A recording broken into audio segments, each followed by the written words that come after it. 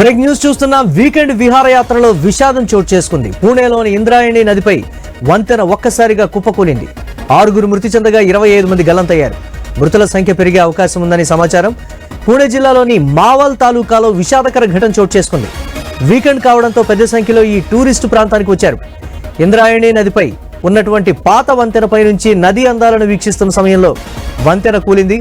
దీంతో వంతెనపై ఉన్న అనేక మంది నదీ ప్రవాహంలో పడిపోయారు. ప్రమాద సమయంలో వంతెనపై భారీగా జనాలున్నట్లు స్థానికులు చెబుతున్నారు.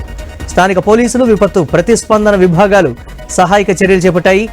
భారీ వర్షాలు కురిసి ఇంద్రాయణి నది నీటి మట్టం గణనీయంగా పెరగడంతో ఇది సహాయక చర్యలను సవాల్గా మారింది.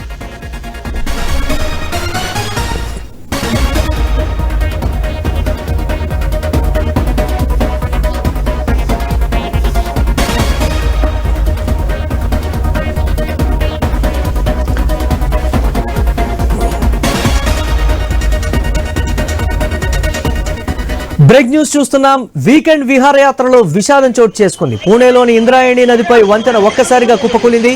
6 మృతి చెందగా 25 మంది గల్లంతయ్యారు. మృతుల సంఖ్య పెరిగే అవకాశం ఉంది. పూణే జిల్లాలోని మావల్ తాలూకాల విషాదకర ఘటన చోటు చేసుకుంది. వీకెండ్ కావడంతో పెద్ద సంఖ్యలో టూరిస్టు ప్రాంతానికి వచ్చారు.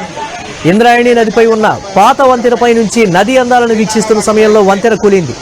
దీంతో వంతెనపై ఉన్న అనేక మంది నదీ ప్రవాహంలో పడిపోయారు. ప్రమాద సమయంలో వంతెనపై భారీగా జనాలున్నట్లు స్థానికులు చెబుతున్నారు. స్థానిక పోలీసులు, విపత్తు ప్రతిస్పందన విభాగాలు సహాయక చర్యలు చేపట్టాయి. భారీ వర్షాలు కురుస్తున్న నేపథ్యంలో ఇంద్రాయణి నీటి మట్టం గణనీయంగా పెరగడంతో ఇది సహాయక చర్యలకు సవాల్గా మారినటువంటి ప్రస్తుత పరిస్థితి. దీనిపై మరిన్ని అప్డేట్స్ మా ఇన్పుట్ ఎడిటర్ శ్రీకాంత్ అందిస్తారు. శ్రీకాంత్, ప్రస్తుత సహాయక చర్యలకు సంబంధించి కావచ్చు, లేకపోతే మృతుల సంఖ్యకు కావచ్చు, అప్డేట్స్ ఏంటి ఓవరాల్ గా?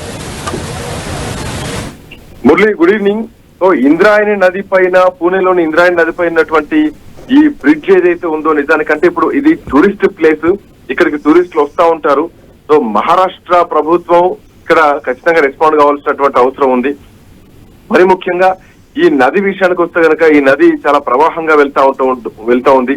అండ్ గతంలోనే ఈ నదిలో కొన్ని లోపాలు, ఈ బ్రిడ్జ్ ఏదైతే ఉందో, ఇంద్రావతి నదిపై ఉన్నటువంటి బ్రిడ్జ్, ఇది ఆల్మోస్ట్ ఒక 40 నుంచి 50 సంవత్సరాల వయసు గలటువంటి బ్రిడ్జ్. సో 50 ఏళ్ల కింద బ్రిడ్జ్, దీనికి రిపేర్లు కూడా చేయాల్సినటువంటి అవసరం ఉంది.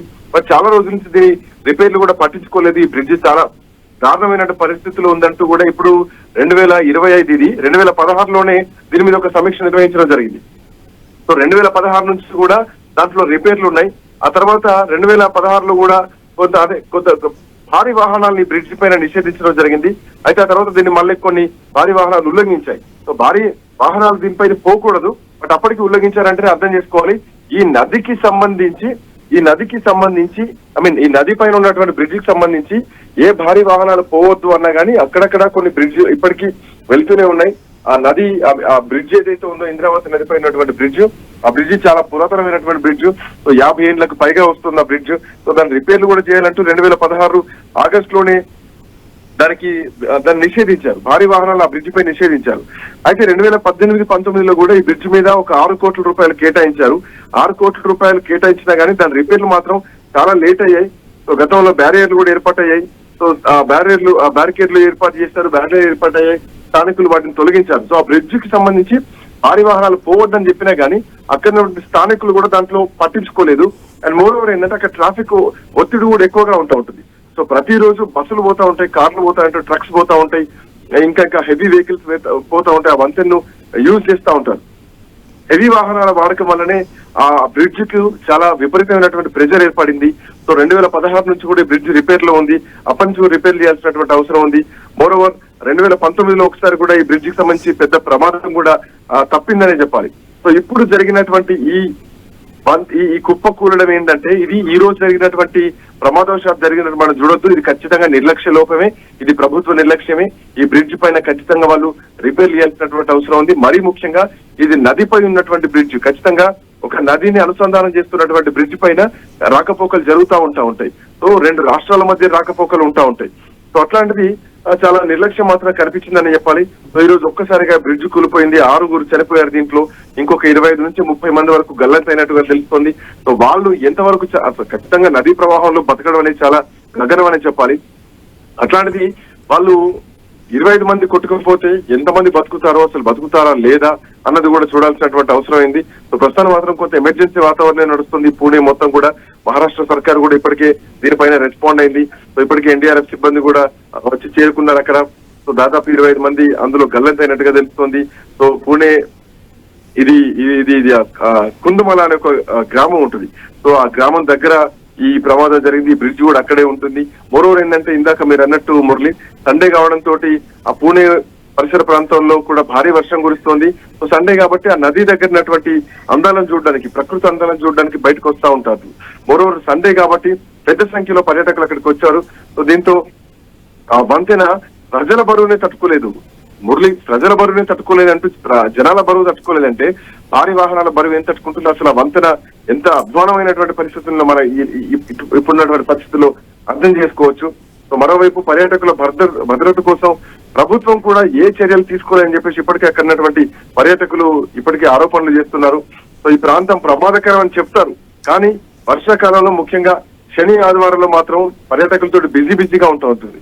మనం చూడొచ్చు, ఇప్పుడు మన వర్షాకాలం భారీగా వచ్చిందంటే వరంగల్ జిల్లాలో భోగత వాటర్ ఫాల్స్ అనేది ఒకటి ఉంటుంది. ఆ వాటర్ ఫాల్స్ కి వెళ్ళాలంటే భారీ వర్షాలుంటే అక్కడ టూరిస్టులు ఆపేస్తారు. బట్ అట్లాంటిది ఒక 10 ఏళ్ల నుంచి రిపేర్ ఉన్నటువంటి నది పైన ఉన్నటువంటి వంతెన రిపేర్ లో ఉంది. ఈ రోజు సాటర్డే సండే ఖచ్చితంగా వీకెండ్స్ లో ప్రజల తాకిడి ఎక్కువ ఉంటూ ఉంటుంది, పర్యాటకులు ఎక్కువ ఉంటూ ఉంటారు. మోరోవర్ ఏంటంటే అక్కడ వర్షాలు భారీగా ఉన్నాయి. సో ఖచ్చితంగా బిజీగా ఉంటుంది. అయినా కానీ ప్రభుత్వ నిర్లక్ష్యం మాత్రం ఇక్కడ స్పష్టంగా కనిపిస్తోంది. సో ఇప్పుడు ఏదేమైనా కానీ జరగాల్సిన నష్టం జరిగిపోయింది. 25 మంది కొట్టుకుపోయారు నదిలో. సో వాళ్ళు ఎక్కడ దొరుకుతారు, ఏం చేస్తారు, ఏంటి? ఎన్డీఆర్ఎఫ్ సిబ్బంది కూడా ఇప్పటికే దీంట్లో పూర్తిగా నిమగ్నమై ఉంది. హెలికాప్టర్లు కూడా తిరుగుతున్నాయి. మహారాష్ట్ర ముఖ్యమంత్రి కూడా దీనిపైన ఇప్పటికే విచారం వ్యక్తం చేస్తున్నారు. మృతుల కుటుంబాలకు ఆర్థిక సహాయం అందిస్తామని ప్రకటించారు. మరోవర్ ఏంటంటే వంతెన కూలిపోవడానికి గల కారణాలను కూడా తెలుసుకుంటామంటూ చెప్పారు. బట్ కారణాలు ఆల్రెడీ వాళ్ళకి తెలుసు. ఆల్రెడీ 2016 నుంచే దీనికి నిధులు కూడా కేటాయించారు ఆ వంతెన రిపేర్ కోసం. బట్ ఇప్పుడు మాత్రం అంటే చేతులు కాలినాక ఆకులు పట్టుకున్నట్టు ఏదైనా ఈ మధ్య కాలంలో జరుగుతున్నటువంటి ప్రతి అంశం కూడా అట్లే ఉంది. బోయింగ్ 787 విషయంలో కానీ, ఎయిర్ ఇండియా విషయంలో రిపేర్ల విషయం అట్లే జరిగింది. సో ప్రమాదం జరిగిన తర్వాత ప్రభుత్వాలు మేల్కొంటున్నారని మాత్రం మనం ఇక్కడ అర్థం చేసుకోవాలి. సో ఇప్పుడున్నటువంటి పరిస్థితుల్లో 25 మంది ఎవరైతే కొట్టుకుపోయారో వాళ్ళు కాపాడాలి, వాళ్ళు బతికి బయటపడాలి. అండ్ ఈ బ్రిడ్జ్ కి సంబంధించి ఇది పూర్తిగా ప్రభుత్వ తప్పిదం చెప్పడం ఎట్లాంటి సందేహం లేదు మురళి. అంటే మీరు అన్నట్లుగా అన్ని విషయాల్లో కూడా నిర్లక్ష్యమే ప్రధానంగా కనిపిస్తున్నటువంటి పరిస్థితి ఉంది. దీంట్లో కూడా అలానే చూడొచ్చు అంటారు. 100% నిర్లక్ష్యం. 2016లో నిధులు కేటాయించారు, 6 కోట్ల నిధులు కేటాయించారు మురళి. 2016లో నిధులు కేటాయిస్తే రిపేర్లు చాలా లేట్ గా అయ్యాయి. సో ఇట్లాంటి తాకిడి ఎక్కువ ఉన్నప్పుడు ప్రజల్ని నిషేధించాలి అక్కడికి. ఇది ప్రమాదకరమైన పరిస్థితి ప్రాంతం. జనరల్ గా మనం ఏదైనా ఒక ఘాట్ రోడ్ లో వెళ్తా ఉంటే ఇక్కడ ప్రమాదకరం అని చెప్పేసి హెచ్చరిక బోర్డులు పెడతా ఉంటారు. అట్లాంటిది ఒక నది పైన ఉన్నటువంటి వంతెన పైన ఎంత జాగ్రత్తలు తీసుకోవాలి. సో జాగ్రత్తల విషయంలో మాత్రం విఫలమయ్యారని చెప్పేసి మనం కాదు అనేది అక్కడ ఉన్నటువంటి ప్రజలే చెప్తున్నారు. సో ఇది విఫలమయ్యారు. సో ఇది వాళ్ళకి సెక్యూరిటీ తీసుకోలేదు, సెక్యూరిటీ సిబ్బంది ఆపాల్సినటువంటి పరిస్థితి. లేదంటే ఒక వ్యూ పాయింట్ పెట్టి అక్కడి నుంచి వాళ్ళకు ఒక అవకాశం ఇవ్వాలి.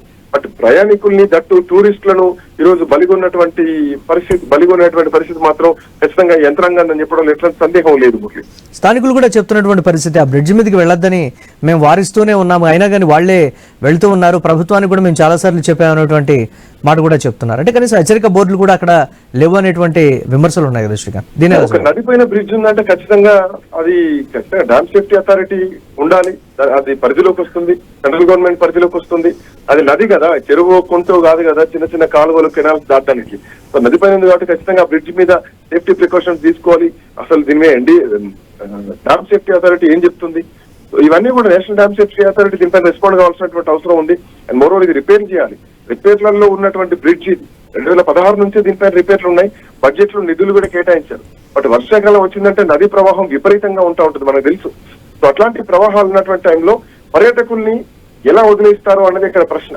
సో ఈ ప్రశ్నకి సమాధానం ఇప్పుడు మహారాష్ట్ర ప్రభుత్వం చెప్పాల్సినటువంటి అవసరం ఉంది Murali. Right, thanks for update Srikanth.